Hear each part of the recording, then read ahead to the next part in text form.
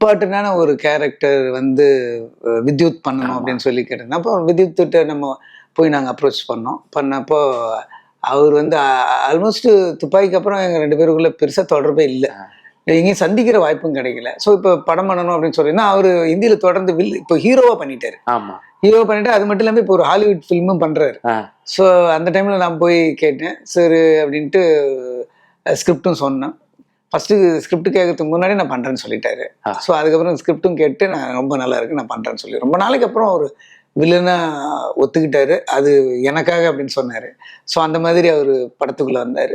அதே மாதிரி ருக்மிணி வந்து நான் அவங்களோட கன்னட ஃபிலிம் பார்த்தேன். எனக்கு வந்து ஒரு ஒரு அழகான பொண்ணு, ஆனால் நம்ம வந்து ஒரு திரும்பி பார்க்குற மாதிரி ஒரு பொண்ணு, ஆனால் ஒரு ஒரு பயங்கரமான ஸ்டார் வேல்யூ இருக்கக்கூடாது, கொஞ்சம் புதுசாகவும் இருக்கும் அப்படின்னு சொல்லி தான் நான் பண்ணோம். அதுக்கு முன்னாடி ருக்மிணி வரதுக்கு முன்னாடி 2 ஹீரோயின்கிட்ட கதை சொல்லி அவங்களுக்கு பிடிச்சிருந்தது, டேட்லாம் அட்ஜஸ்ட் பண்ணுறேன்னு சொல்லியிருந்தேன். இருந்தாலும் எனக்கு வந்து அவங்கள விட இவங்க இந்த கேரக்டருக்கு கரெக்டாக இருப்பாங்க அப்படின்னு சொல்லிட்டு நான் அவங்க 2 பேருமே ஹோல்டு பண்ணிட்டு நான் ருக்மிணி இது பண்ணோம். அதுக்கப்புறம் அவங்களும் இதுக்குள்ளே வந்தாங்க. அப்புறம் பிஜுமேன் சார் வந்து இது பண்ணார். அவரும் ஃபர்ஸ்ட் டைம் தமிழில் படம் பண்ணுறாரு. அதுவும் ரொம்ப இம்பார்ட்டண்ட்டான கேரக்டர், ஃபுல்லாகவே படம் ஃபுல்லாக வர்ற ஒரு கேரக்டர்.